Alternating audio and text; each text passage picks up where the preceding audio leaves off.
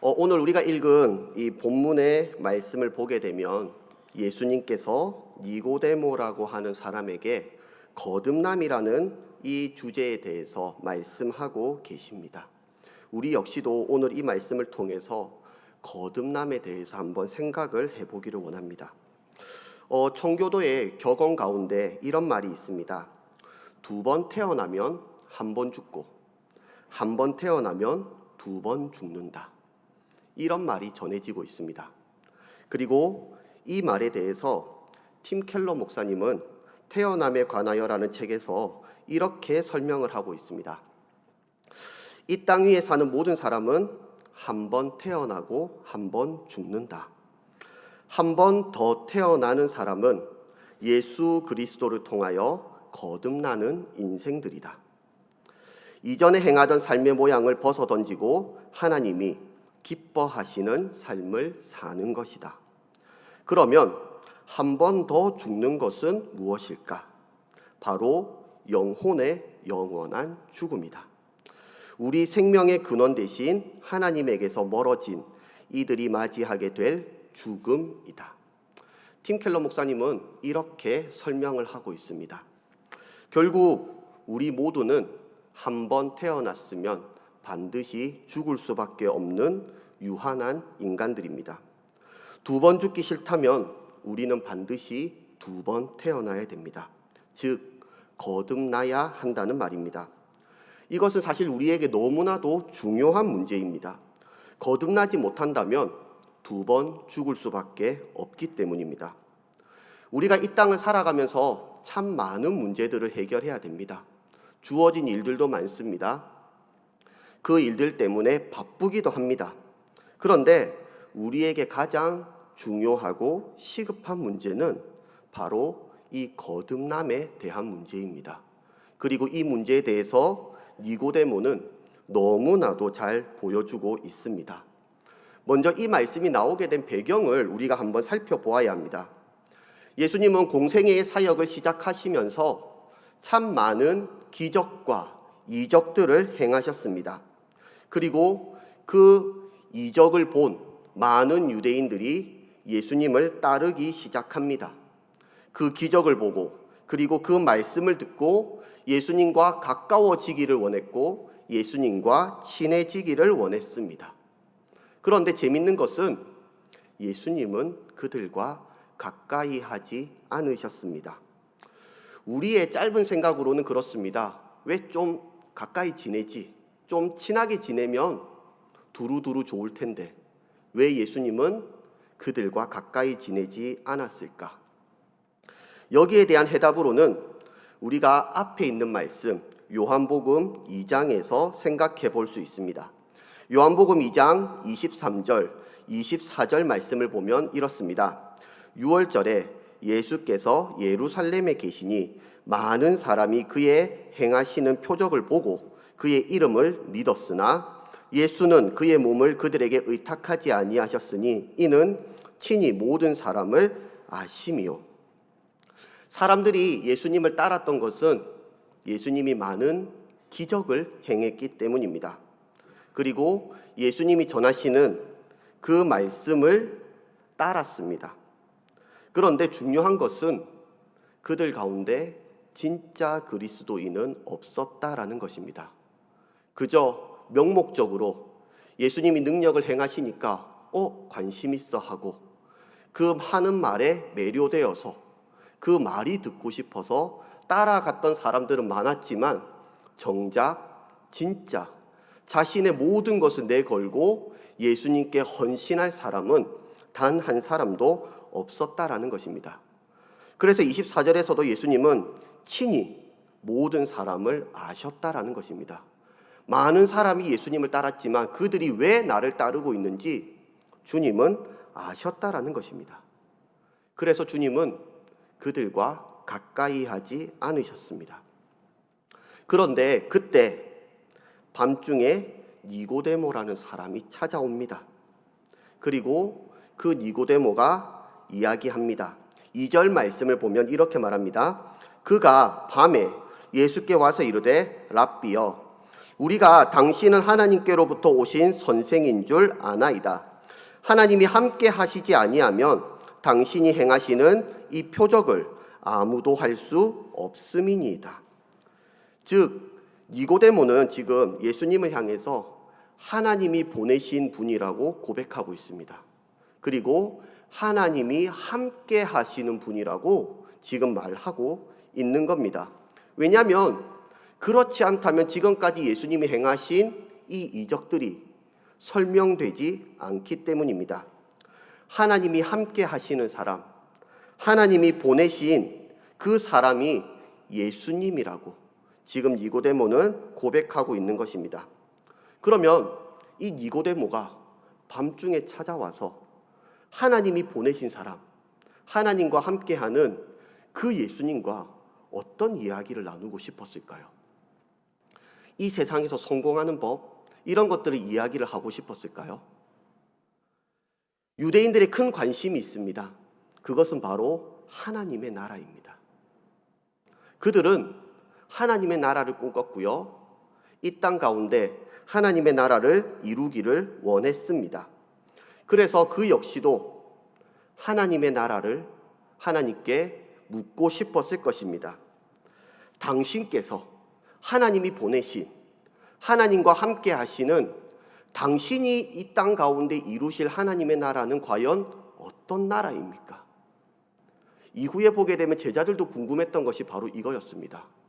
당신이 이루실 하나님의 나라는 과연 무엇입니까? 그리고요, 그 하나님의 나라를 위해서 내가 뭐 좀 도울 거 없겠습니까? 당신이 하나님의 나라를 이루어 가는 데 있어서 제가 뭐 좀 도와드릴 거 없을까요? 이것을 니고데모가 예수님과 그 밤중에 이야기를 하고 싶었던 내용이지 않을까 싶습니다. 아무에게도 방해받지 않는 그 시간, 오랫동안 예수님과 이런저런 이야기를 하며 하나님의 나라에 대해서 그는 분명 이야기를 하고 싶었을 겁니다. 그런데 예수님은 재미있게도 니고데모에게 폭탄과 같은 발언을 하십니다. 3절 말씀을 보면 이렇습니다. 예수께서 대답하여 이르시되 진실로 진실로 내게 이르노니 사람이 거듭나지 아니하면 하나님의 나라를 볼 수 없느니라. 오늘의 말로 좀 직설적으로 표현을 해볼까요? 당신이 거듭나지 않으면 당신은 하나님의 나라를 볼 수 없습니다. 하나님의 나라를 볼 수 없으니 당연히 하나님의 나라에도 들어갈 수 없을 겁니다. 하나님으로부터 보냄받은 사람이 하나님과 함께 한다는 그 사람이 그 사람과 하나님의 나라에 대해서 이야기를 하고 싶었는데 거듭나지 않으면 하나님의 나라를 볼 수도 없고 그 하나님의 나라에 갈 수도 없다는 청천벽력과 같은 선고를 지금 예수님은 하고 계신 겁니다. 그런데 여러분, 우리가 기억해야 될 게 있습니다. 니고데모가 과연 누구입니까? 그냥 아무가 아니었습니다. 율법의 가장 철저한 바리새인이었습니다. 그리고 유대 사회에서 선생으로 불리는 사람이었습니다. 유대 종교의 선생이었고요. 그리고 하나님에 대해서 모르는 것이 없는 해박한 지식을 가진 사람이었습니다. 학식도 있고 연륜이 있어서 매우 똑똑한 유능한 학자였습니다. 그뿐만 아니라 유대 사회 전체의 입법, 사법, 행정을 책임지는 최고 의결기관인 산헤드린 공의회의 회원이기도 했습니다. 모든 유대인이 존경하는 지도자이며 리더였습니다. 니고데모라는 사람은 그저 그런 사람이 아니었습니다. 아마도 그때 당시의 사람들에게 하나님께서 지금 오셔서 천국에 간다면 누가 갈 수 있을까? 하나님께서 지금 천국에 한 사람을 데려간다면 누구를 데려가실까? 라고 그 당시에 있던 사람들에게 묻는다면 아마도 사람들은 이 니고데모를 꼽았을 것입니다. 왜냐하면 도덕적으로도 흠이 없고 많은 사람들에게 존경받으며 찾아볼래야 흠을 찾아볼 수도 없는 사람이 바로 이 니고데모였기 때문입니다. 사람들의 기준에서는요, 사람들의 시선에서는 이보다 완벽한 사람이 없습니다. 그런데 이런 사람이 예수님께 지금 듣고 있는 말씀은 거듭나지 않으면 너 하나님의 나라를 볼 수 없다는 겁니다. 거듭나지 않으면 하나님의 나라에 갈 수 없다는 겁니다. 이것이 그에게는 너무나도 큰 충격이었을 겁니다. 그런데 우리가 한번 생각해 볼 것이 있습니다. 거듭난다는 것이 도대체 무엇일까요? 거듭난다는 말은 교회에서만 사용하는 말은 아닙니다. 거듭난다는 말은 일상에서도 우리가 자주 사용을 합니다. 거듭난다는 뜻이 무엇이냐면 지금까지의 방식이나 태도를 버리고 새롭게 시작한다는 뜻입니다. 사전에 이렇게 정의되어져 있습니다. 그래서 예문으로도 쓰이는 말이 이렇습니다. 과거의 삶을 청산하고 새 사람으로 거듭났다. 우리는 이럴 때에 거듭났다라는 말을 씁니다. 그리고요, 건물을 리모델링 하면서도 우리는 말을 씁니다. 새로운 공간으로 거듭났다. 그리고 재개발이나 재건축을 통해서 그 동네가 거듭났다. 이전과는 다르게 거듭났다. 결국 우리는 이 거듭난다라는 이 일반적인 뜻으로서 사용할 때에 문제가 무엇이냐면 과거에 문제가 많은 사람, 그리고 말 못할 사정으로 어려움을 겪고 있는 그 사람에게 필요한 것이 바로 거듭남이라고 우리는 생각을 합니다. 그런데 지금 예수님은 누구에게 거듭남에 대해서 말하고 있습니까? 니고데모에게 말하고 있습니다. 그가 우리의 기준으로 보았을 때 거듭나야 할 사람입니까?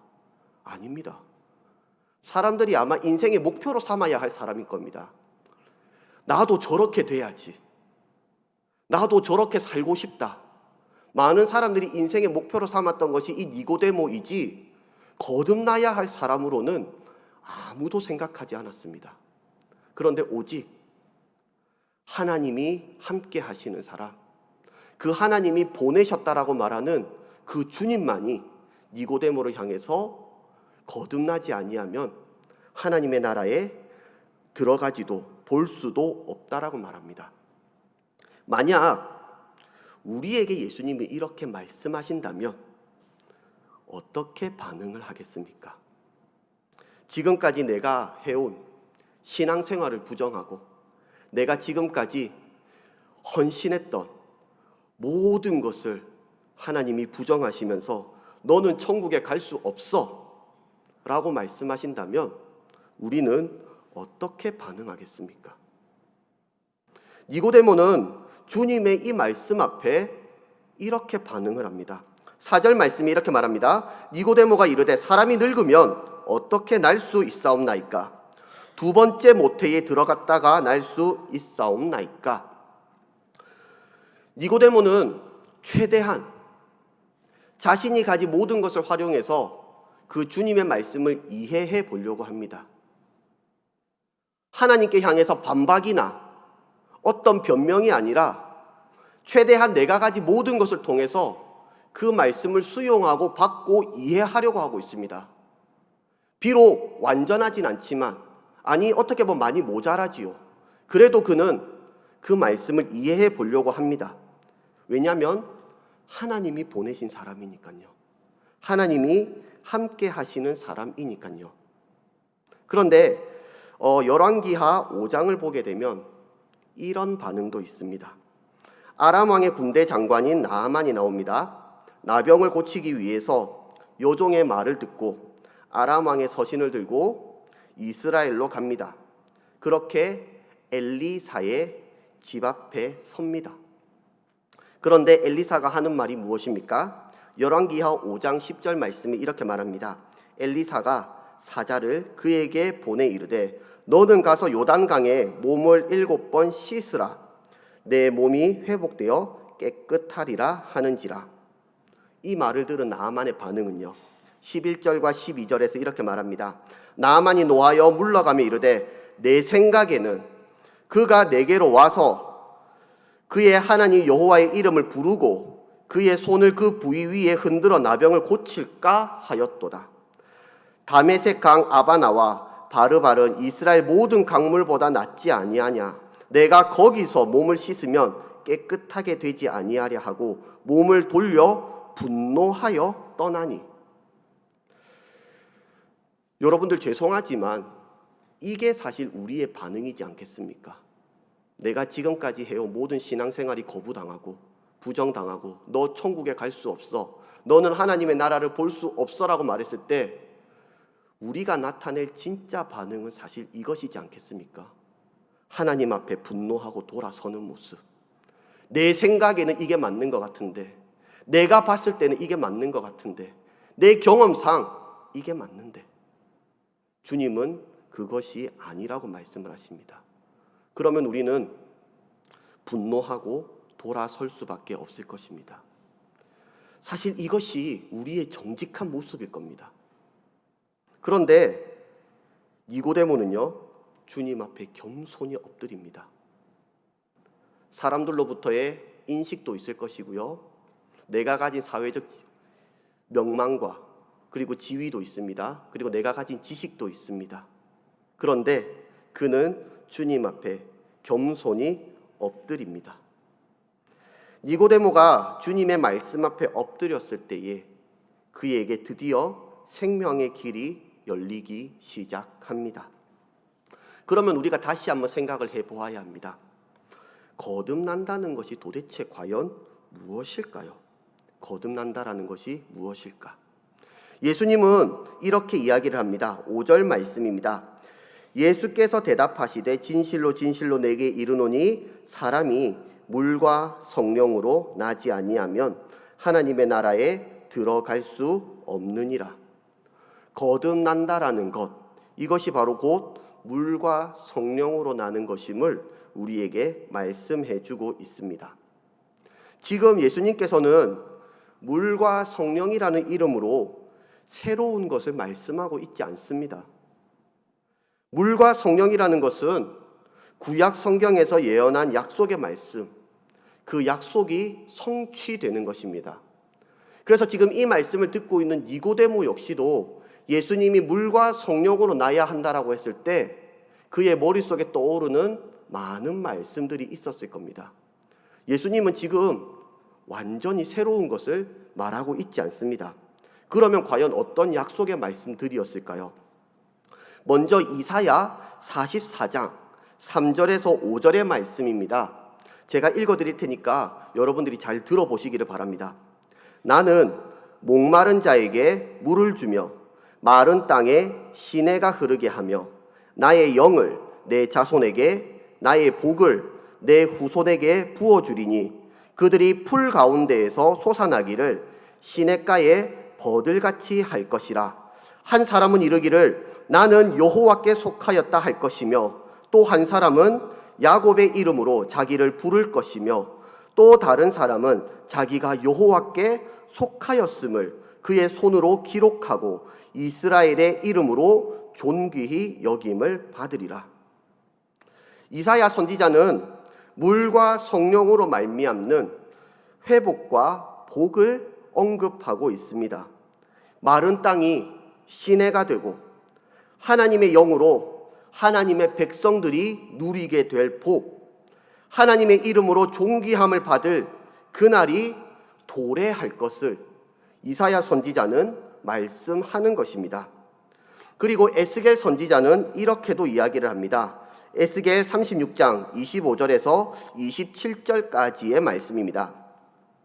맑은 물을 너희에게 뿌려서 너희로 정결하게 하되 곧 너희 모든 더러운 것에서와 모든 우상 숭배에서 너희를 정결하게 할 것이며 또 새 영을 너희 속에 두고 새 마음을 너희에게 주되 너희 육신에서 굳은 마음을 제거하고 부드러운 마음을 줄 것이며 또 내 영을 너희 속에 두어 너희로 내 율례를 행하게 하리니 너희가 내 규례를 지켜 행할지라. 에스겔 선지자는 물과 성령으로 말미암는 정결함과 변화를 약속하고 있습니다. 죄 때문에 하나님 앞에 설 수 없는 인간들이 맑은 물로 깨끗이 씻김을 받게 된다는 것입니다. 그뿐만 아니라 그의 중심이, 그의 인격을 이루는 인간의 그 가장 중심에까지 하나님의 영으로 깨끗하게 하겠다고 에스겔 이 선지자는 말씀하는 것입니다. 이 날이 마침내 오게 될 것을, 이 날이 마침내 도래하게 될 것을 선지자들은 예언했던 것입니다. 그리고 예수님은 물과 성령으로 거듭남에 대해서 말하며 바로 이 말씀들을 니고데모를 통해 떠올리게 하시는 것입니다. 그러면 우리는 생각을 해봐야 됩니다. 에스겔 선지자가 말했던, 그리고 이사야 선지자가 말했던 이 물과 성령으로 회복되어지는 이 모습들이 과연 어떻게 나타나게 될 것인가? 특별히 에스겔서에 보게 되면 우리가 에스겔 36장을 읽었지만 바로 그 다음 장 37장을 보게 되면 너무나도 유명한 마른 뼈 사건이 등장하게 됩니다. 에스겔 선지자에게 말은 했지만 그에게 직접 어떻게 하나님의 나라가 도래하고 회복될 것인지 그에게 직접 보여주시는 것입니다. 어떻게 됩니까? 마른 뼈들이 되살아나는 모습입니다. 어떤 희망도 없는 그 마른 뼈에 하나님의 말씀으로 말미암아 마른 뼈들이 서로 연결되고 힘줄이 생기고 살이 차오르면서 그렇게 가죽이 덮이게 됩니다. 그것이 무엇 때문이었습니까? 바로 생명의 말씀이 선포되어졌을 때였습니다. 그런데 문제는 아직 생기는 없습니다. 하지만 또다시 말씀이 선포되자 사방에서 불어오는 그 성령의 바람이 생기가 이들을 살아나게 했던 것입니다. 그렇게 되살아난 마른 뼈들은 무엇이 됩니까? 바로 하나님 나라의 극히 큰 군대가 되는 것입니다. 되살아났다고 끝이 아니라 그들은 되살아남과 동시에 하나님 나라의 극히 큰 군대가 되었습니다. 거듭남이라는 것은 단순히 나 한 개인이 구원받는 것을 말하지 않습니다. 거듭난다라는 것은 우리가 조금 더 확장해서 하나님의 나라와 연결되는 것을 말하고 있습니다. 우리가 구원이 하나님의 나라로 연결되듯 거듭남 역시 하나님의 나라로 연결이 됩니다. 거듭나지 않으면 하나님의 나라를 볼 수가 없고요. 거듭나지 아니하면, 물과 성령으로 나지 아니하면 하나님의 나라에 들어갈 수 없습니다. 당시 니고데모를 포함한 많은 바리새인들 그리고 종교 지도자들은 그들은 신앙생활을 했지만 예배는 드렸지만 하나님의 나라와 상관없이 살았습니다. 말로는 하나님의 나라를 언급했습니다. 그들의 행동은 성전을 중심으로 살았습니다. 사람들이 보았을 때는 그들이 하나님의 나라를 위하는 것처럼 보였습니다. 그런데 그 중심은요, 하나님의 나라와 상관이 없었던 것입니다. 우리는 어떻습니까? 우리는 이들과 다릅니까? 우리는 이들과 다르게 살아가고 있냐는 말입니다. 예수님의 보혈로 깨끗이 씻김을 받고 예수님이 보내신 성령을 통해서 거듭나야 합니다. 우리는 말로만 그저 몸만 교회에 와 있는 것이 아니라 우리는 물과 성령으로 거듭나야 합니다. 그리고요, 우리는 하나님의 나라를 대망하며 살아가야 합니다. 내가 구원받았다고 하면서도 여전히 이 땅의 일들을 붙들고 살아가는 사람들이 참 많습니다. 우리 가운데에도 그렇지 않습니까? 이 땅의 일들 때문에, 이 땅의 것들 때문에 내가 바빠서, 내가 힘들어서 하나님을 멀리하는 사람들이 얼마나 많습니까? 그런 사람들을 볼 때면 참 안타깝습니다. 그런데 그들은 여전히 이 땅의 일들에 얽매여 있습니다. 그러면서 스스로는 말을 합니다. 나 예수님 믿어요. 나 구원받았습니다. 믿음으로 말미암아 구원은 얻지만 그것이 진짜 하나님이 기뻐하시는 삶인지, 나의 모습이 진짜 하나님이 기뻐하시는 것인지 우리는 돌아보아야 한다는 겁니다. 우리는 교회 다니는 것이 목적이 아니고요. 우리는 예수님을 믿고 하나님의 나라를 바라보아야 됩니다. 하나님의 나라를 우리는 대망하며 살아가야 됩니다. 예수님이 오셔서 마침내 완성될 그 하나님의 나라, 우리는 그 나라를 바라보고 기대하고 소망해야 합니다. 예수님이 가르쳐 주신 기도가 있습니다. 주님이 가르쳐 주신 기도를 통해서도 우리가 발견하게 되는 것이 있습니다. 무엇이냐면 기도의 내용 가운데 이렇게 나옵니다. 하나님의 나라가 임하시길. 그리고요, 하나님의 뜻이 하늘에서 이루어진 것 같이 땅에서도 이루어지게 해달라고, 그렇게 기도하라고 예수님은 가르쳐 주셨습니다. 그저 내가 이 땅을 살아가면서 이 땅의 것을 내가 더 많이 가지고 더 많이 소유하고 더 많이 누리게 해달라고 기도하라는 것이 아니라, 예수님이 기도하라고 가르쳐 주신 그 내용 가운데에는 하나님의 나라가 임하기를, 하나님의 뜻이 하늘에서 이루어진 것 같이 이 땅 가운데에서도 이루어지게 해달라고, 하나님의 나라를 두고 기도하라고 예수님은 가르쳐 주셨습니다. 우리는 그렇기 때문에 더욱 하나님의 나라에 관심을 기울여야 됩니다. 더 흥미로운 것이 있습니다. 예수님의 제자들입니다. 처음 예수님의 제자들의 모습을 보게 되면 우리와 별반 다르지 않을 것입니다. 그런데 거듭난 제자들의 모습은 어떻게 되었을까요? 예수님께서 우리의 모든 죄를 짊어지시고 십자가에서 죽으시고 사흘 만에 부활하신 후 승천하십니다. 그리고 제자들은 모여서 기도합니다. 그리고 기도하던 중에 성령을 받습니다. 성령의 충만함을 받고 성령이 말하게 하심을 따라서 다른 언어들로 말하기 시작하는데, 마침 오순절을 맞아서 각지에서 모인 사람들이 제자들이 말하는 그 방언을 듣습니다. 그리고 소동이 일어납니다. 제자들의 모습을 신기하게 여기는 사람들도 있고요. 그리고 저들이 술 취했다고 조롱하는 사람들도 있습니다. 그런데 이때 베드로가 일어나서 그 사람들 앞에서 설교하기 시작합니다. 설교의 핵심은 이렇습니다.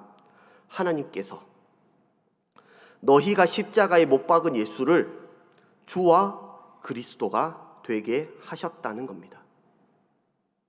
베드로는 당당히 일어나서 이 말씀을 전합니다. 그리고 이 말씀을 들은 사람들의 반응은 어떠했을까요? 사도행전 2장 37절은 이렇게 말합니다. 그들이 이 말을 듣고 마음에 찔려 베드로와 다른 사도들에게 물어 이르되 형제들아 우리가 어찌할꼬 하거늘. 그들이 그 말씀을 듣고 찔렸다고 말합니다. 그리고 우리가 이제 어떻게 해야 되지? 베드로에게 묻습니다. 그러자 베드로가 말합니다. 사도행전 2장 38절 말씀입니다. 베드로가 이르되 너희가 회개하여 각각 예수 그리스도의 이름으로 세례를 받고 죄 사함을 받으라. 그리하면 성령을 선물로 받으리니. 율법과 형식을 따라서 성전에 나아온 이들에게 지금 이 제자들은요, 물과 성령으로 말미암는 거듭남에 대해서 말하고 있습니다. 그들은 율법을 따라서, 그들의 형식을 따라서 그 명절을 맞아 올라왔던 것입니다. 그렇게 그저 성전으로 올라갔던 그들에게 제자들이 하는 말은 물과 성령으로 거듭나야 함을 말합니다. 왜 그렇습니까? 그들이 진짜 바라보아야 할 것은 바로 하나님의 나라이기 때문입니다. 하나님의 백성들이 하나님의 나라를 바라보아야지, 하나님의 나라를 바라볼 수 있는 방법은 오직 물과 성령으로 거듭나야만 가능하기 때문입니다. 그래서 베드로가 말하는 것도 그렇습니다. 예수 그리스도의 이름으로 세례를 받고 죄 사함을 받고 그러면 성령을 너희에게 주신다는 겁니다. 물과 성령으로 말미암는 거듭남. 제자들 역시도 이것을 말씀하고 있습니다. 우리는 물과 성령으로 거듭나야 합니다. 교회를 오래 다닌다고 새로워지지 않습니다. 습관적인 종교 생활이 우리를 새롭게 하지 못합니다. 오직 예수 그리스도의 보혈과 지금도 불어오는 성령으로만 우리는 거듭날 수 있습니다. 다른 방법이 없습니다. 성경에서는 오직 이것만을 말씀해 주고 있습니다. 물과 성령으로 거듭난 자만이 하나님의 나라를 볼 수 있습니다. 물과 성령으로 거듭나야만 우리는 그 나라에 들어갈 수 있습니다. 여전히 우리는 믿는다고 하면서 하나님의 나라와 상관없이 살아갈 수 있습니다. 우리 주변에도 그런 사람들이 심심찮게 발견할 것입니다. 그런데 주님은 그런 자들이 속히 하나님의 나라를 바라볼 수 있기를 원할 것입니다. 왜냐하면 오직 그 일을 위해 주님이 이 땅에 오셨고 우리를 위해 십자가에서 피 흘리셨고 오직 그 보혈로만 우리가 깨끗이 씻김 받을 수 있기 때문입니다. 그리고 그 일을 위해서 예수님은 우리에게 성령을 보내주셨습니다. 오직 그 물과 성령이 아니고는 우리는 하나님의 나라를 바라보지도 하나님의 나라에 들어갈 수도 없습니다. 우리 제송제일교회의 모든 성도들이 이 하나님의 나라를 품고 하나님의 나라를 바라보며 나아가기를 소망합니다. 하나님의 나라와 상관없이 살아가는 우리의 인생, 우리의 걸음이 아니라 하나님의 나라를 위해 그 나라를 위해 끝까지 헌신하며 이 땅의 일들에만 붙잡혀 있는 것이 아니라 하나님의 나라에 소망을 두고 그 나라를 위해 기도하며 그 나라를 위해 헌신하는 우리 모든 성도들이 되기를 원합니다. 그래야만 우리는 그 나라에 갈 수 있습니다. 하나님의 나라가 우리의 소망이 되기를 원합니다. 그 나라를 우리가 품고 바라보며 나아가기를 축원합니다.